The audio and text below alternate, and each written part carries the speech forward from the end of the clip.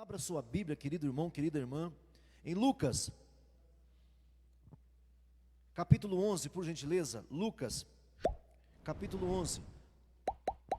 Lucas 11, nós até começamos isso daqui há umas 3 semanas atrás, mas vamos voltar a esse texto. Só um é digno, só um é digno. Só um é digno, só um. Amém? Não 2, não 3, não 4, não 5, só um é digno. Capítulo 11, por gentileza, versículo de número 27. Lucas, capítulo 11, versículo de número 27. 11, 27. Glória a Deus. Digno da minha vida, do meu louvor, da minha adoração, só tu és. Pronto, acharam, acessaram? Ora, aconteceu que, ao dizer, falar, declarar Jesus estas palavras, uma mulher que estava entre a multidão exclamou e disse-lhe: olha para mim um minutinho, eu quero que você veja agora esse suspense agora, o que vai ser dito. Pense agora, eu quero que você agora sinta o suspense. Do meio da multidão, ele estava pregando, estava anunciando o evangelho, estava pregando as boas novas, e no meio da multidão uma mulher grita, uma mulher exclama, uma mulher declara. Olhe para a sua Bíblia. Ela diz o seguinte: bem-aventurada aquela que te concebeu, bem-aventurada aqueles seios que te amamentaram. Olha para cá. E aí? Quero mexer um pouco com vocês, com essa questão da prioridade. Só um é digno. Só um é digno. Essa mulher, eu não acredito que essa mulher esteja mal intencionada. Não acredito.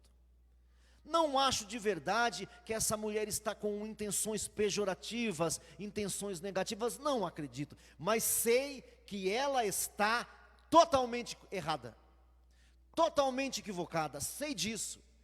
Acredito que ela não pensou nem o mal. Acredito que ela não elencou assim nenhuma filosofia. Mas sei que ela está totalmente errada. Ela disse: bem-aventurada, feliz, mais que feliz, aquela mulher que te deu a luz, dizendo para Jesus. E quando ela diz isso, ela não está elogiando Jesus. Quando essa mulher exclama dizendo assim, ela não está elogiando Jesus. Quando ela fala assim: bem-aventurado os seios que te amamentaram, ela não está elogiando Jesus, gente. Pessoal, isso aqui passa desapercebido. Olha para cá, filho, filha. Isso aqui passa desapercebido. E eu quero chamar a sua atenção para as ligações de amizades, para as coisas dos direitos humanos, para as coisas do socialismo humano, das bondades religiosas. Quero chamar-te a atenção para essas coisas. Quantas vezes nós somos levados por socialismos humanos, por uma social. Eu sou bem desconfiado de quem faz uma boa social. Eu fico bem desconfiado. Quem faz uma boa social?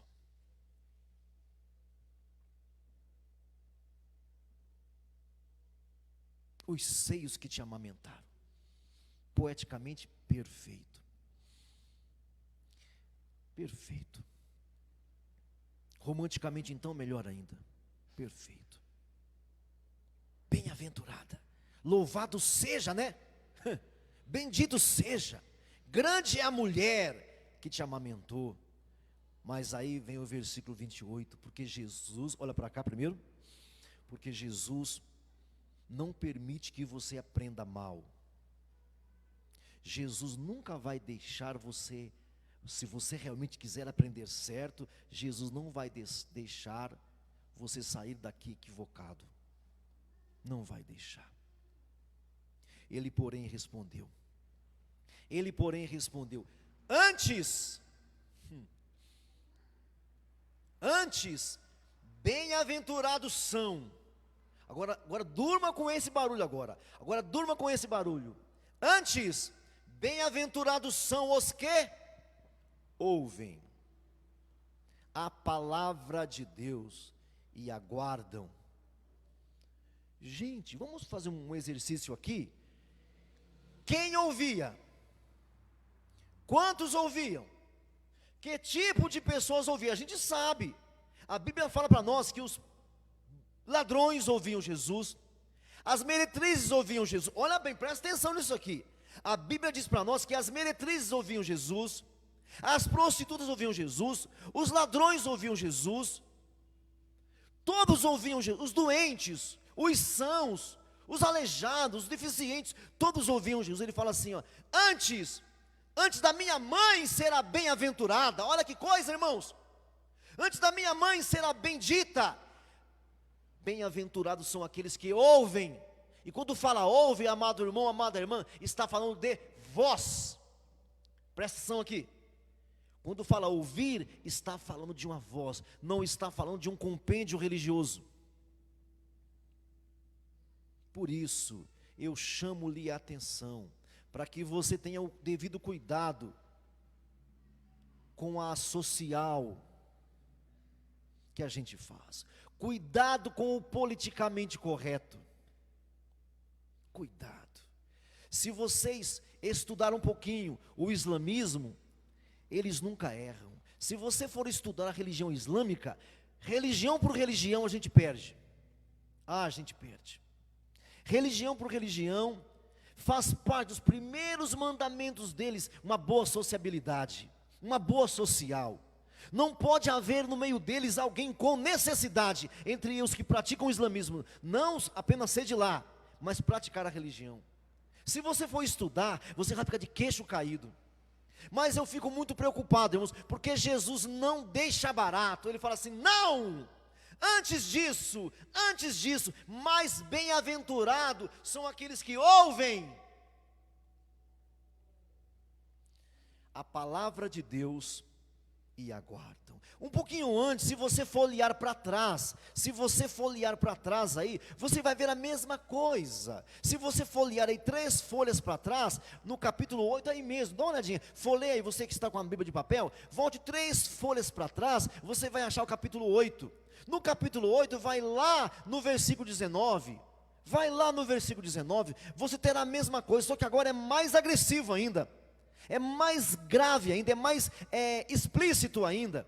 Vai lá no capítulo 8 de Lucas, no verso 19, ele fala assim: vieram encontrar-se com Jesus, quem? Vieram encontrar com Jesus a mãe dele, os irmãos dele, e lá no Mateus fala as irmãs dele. Só que a mãe e os irmãos de Jesus não podiam se aproximar de Jesus por causa do povo que ouvia Jesus. Então comunicaram para Jesus dizendo: Jesus, a tua mãe e os teus irmãos estão lá fora e querem te ver. Ah, Jesus não deixa por menos. Eu admiro, o meu Jesus é formidável.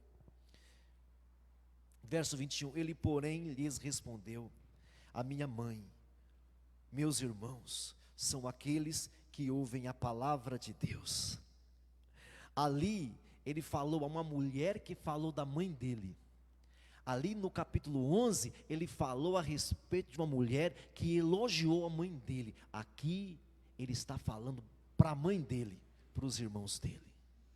Irmãos, nós precisamos nesses dias apocalípticos, nesses dias de fim dos tempos, nós precisamos tomar cuidado com o nosso coração, porque muitos de nós somos levados por laços familiares. Jesus não era levado por isso. Eu vejo pessoas, gente, que socorre cachorrinhos e menospreza a esposa. Eu vejo esposa que socorre gatinhos e menospreza o esposo. Eu vejo defensores dos animais, dos pardais e dos pelicanos e não socorrem as pessoas, ou então pessoas que socorrem as pessoas e não temem a Deus. Estou cansado de ver isso, a minha vida inteira. Nossa igreja começou, gente, com crianças carentes. Então não venha falar para mim sobre obras sociais, porque eu te dou um show. Não venha falar comigo sobre assistencialismo, porque eu já faço isso desde que o mundo é mundo na minha vida. Mas nós queremos fazer selfie. Nós queremos aparecer bem colocados. Laços familiares, laços de amizade. Há muito tempo eu estou nessa pegada, há muitos anos. Vocês não sabem quem me visitava em casa, vocês não têm ideia. A princípio eram apenas drogados, mas drogados babando, vocês não têm ideia. Daqui a pouco os pais arrebentados, divorciados. E daqui a pouco crianças carentes demais, vocês não têm ideia. E daqui a pouco na minha casa não era 2, 3 pessoas, era dezenas e dezenas de pessoas dentro da minha sala, vocês não têm ideia disso. Então não venha me falar sobre uma social, não venha falar comigo sobre uma social. Aqui tem alguns aqui ainda, que chegaram a frequentar a minha casa, não eles sozinhos, mas eles e mais 20, você sabe o que é a minha esposa chegar do trabalho, e na minha casa existir ali 20, 30 pessoas, comendo na minha mesa, bebendo na minha mesa, vocês sabem disso. Então não venha me falar sobre ser socialmente correto, não venha me falar sobre isso. Cuidado, irmãos, porque nós podemos estar sendo levados por laços familiares, por laços de amizades, por laços emocionais, e aqui está o teu Cristo, aqui está o teu Jesus, ensinando o que faz, o que é a prioridade. Aqui está o teu Jesus, te ensinando o que vem em primeiro lugar, a voz dele, não uma literatura, a voz dele, não um compêndio filosófico, a voz dele.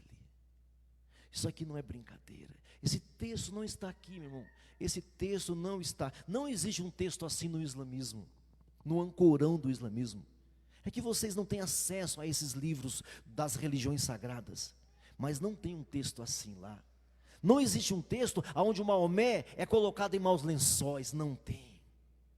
Eu fico muito preocupado quando as pessoas falam assim, a Bíblia, ela foi escrita pelos católicos romanos. Não foi não. Gente, se os católicos romanos estivessem escrito a Bíblia, esses 2 textos estariam aqui? Estariam aqui, gente? Se fossem os católicos romanos que escrevessem a Bíblia, esses 2 textos estariam aqui, porque esses 2 textos criticam Maria. Deixa Maria para depois. Então não foi, a Bíblia é a palavra de Deus, e quando ela chega ao teu ouvido, ela é a voz de Deus. Então irmão, eu chamo-lhe a atenção, cuidado com o politicamente correto nesses dias de pandemia, ser politicamente correto é tudo. Nesses dias de pandemia, ser socialmente correto é tudo.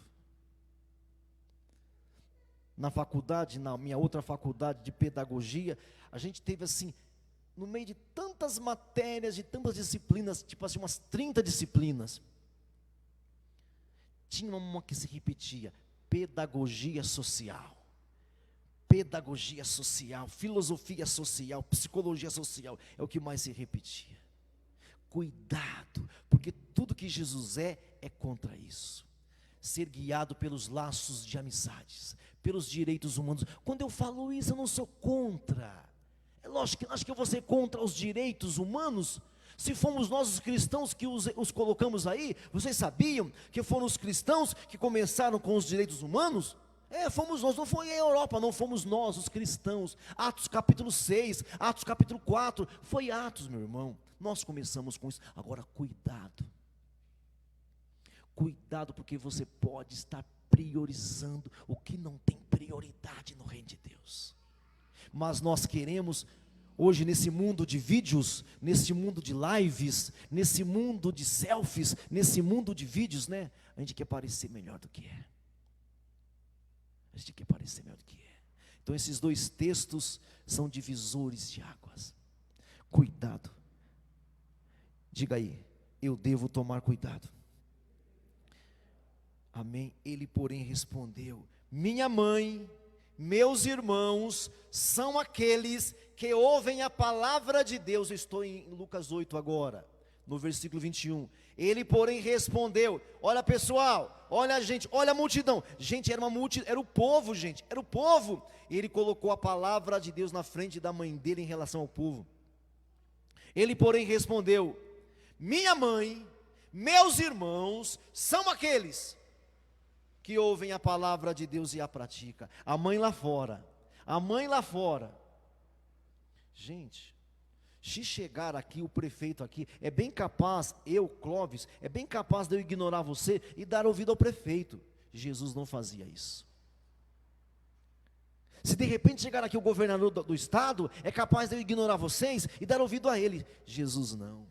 Chegou a mãe dele, chegou os irmãos dele. Ele continuou na mesma pegada, na mesma batida, e ele está chamando você e eu, está chamando a gente para continuar na mesma pegada, na mesma batida, na mesma caminhada, doa quem doer. E eu prego essa mensagem faz tempo, viu? Se você acha que é só hoje, eu prego essa mensagem há décadas. Se você reviver as minhas mensagens, sempre vai passar por isso. Ela é agressiva. Toda pregação minha, ela é aguda, ela é agressiva, não é de hoje. Pode pegar as pregações de 10, 15, 20 anos atrás e você vai ver. Ela é aguda, sempre foi assim. Que Deus me guarde, que Deus me guarde sempre assim. Eu não quero mudar, e pelo que eu estou vendo, não dá mais para mudar. Ó, meu irmão, eu tinha que mudar quando eu era midiático. Eu tinha que mudar quando as pessoas me pediam autógrafo. Você sabia que os irmãos da igreja me pediam autógrafo? Sabia que acabava o culto e as pessoas me pediam autógrafo? Se eu não mudei lá, eu acho que agora eu não corro mais risco.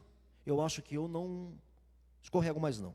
Se eu não cair quando me pediam autógrafo, quando eu achava que eu era anjo de Deus, entendeu? Acho que hoje eu não caio mais, eu quero continuar assim. Então ele falou assim: minha mãe, meus irmãos são aqueles que ouvem a palavra de Deus e a praticam. Essa é a minha mãe. Gente do céu, eu digo para vocês, eu confesso para vocês, diante de Deus, que eu nunca fui assim tão agudo quanto Jesus.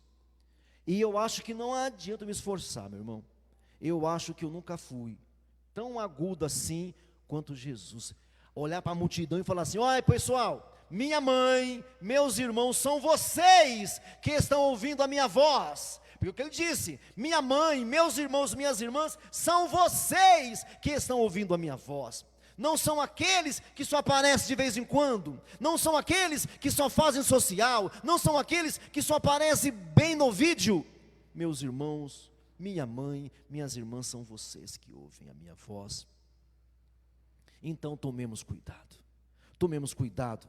Volta para o capítulo 11, ele porém respondeu: antes da minha mãe ser abençoada, ser bem-aventurada, ser louvada, antes disso, bem-aventurados são os que ouvem. Então qualquer pessoa que ouve a voz de Deus é igual a Maria. Olha para mim, escreva aí, irmão, você de casa, escreva aí: qualquer pessoa que ouve a voz de Deus é igual a Maria. Dói no seu ouvido isso? Estou nem aí. Qualquer pessoa que ame a voz de Deus, que queira a voz de Deus, é igual Maria, é igual Paulo, é igual Pedro, é igualzinho os discípulos, igualzinho. Porque minha mãe, meus irmãos, minhas irmãs são aqueles que ouvem a palavra. Então guarda isso no seu coração. No versículo 29, que eu vou comentar depois, olha só o verso 29.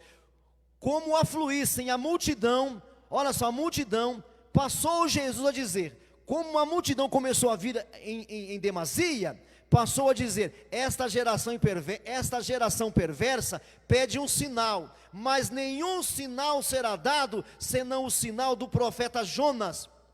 Porque assim como Jonas foi sinal para os ninivitas, o Filho do Homem será um sinal para essa geração. O que ele está dizendo? Do mesmo jeito que Jonas foi um sinal. Por quê que ele foi um sinal? Porque o Jonas era o gostosão? Não, porque o Jonas falou a palavra de Deus. O Jonas foi para Nínive contra a vontade dele. Ele foi para Nínive contra a vontade dele, mas foi. E depois de ir contra a vontade, ele falou. E depois que ele falou, o povo se converteu. Ele fala assim: ninguém vai receber um sinal, senão o sinal do profeta Jonas. Qual é o sinal? A voz. A voz. Amém? A primeira interpretação aqui é a voz, porque a interpretação mais profunda é a morte e a ressurreição. Mas eu não quero tratar disso. A voz. Esta geração pede um sinal para crer em Deus. Nenhum sinal vai ser dado senão o do Jonas. E qual é o de Jonas? A voz. Não menospreze a voz. Tudo que você quer que Deus faça na sua vida, Ele fará falando. Não tem outra maneira. Você pode ir para o monte, pode fazer campanha, pode fazer corrente, o que você quiser fazer, mas tudo que Deus vai fazer, Ele vai fazer com a voz dEle. Tudo o que Deus vai fazer, Ele vai fazer falando. Ou você ouve a voz e recebe o que Ele vai fazer, ou você não recebe o que Ele vai fazer, simples assim. Então ame a voz. Não há pecador tão duro que a voz não amoleça. Não há pessoa tão caída que a voz não levante. Não há pessoa tão doente que a voz não cure. Não há pessoa tão depravada que a voz não santifique. Não há. A voz dele é poderosa, a voz dele é majestosa, a voz dele é soberana. Então creia e deseje sempre, nunca abra mão da voz. Abra mão de tudo, abra mão do João, da Maria, do Paulo, do Tiago, mas não abre mão da voz, nunca. Daqui até você envelhecer, não abra mão da voz. Curva sua cabeça, feche os seus olhos agora em nome de Jesus.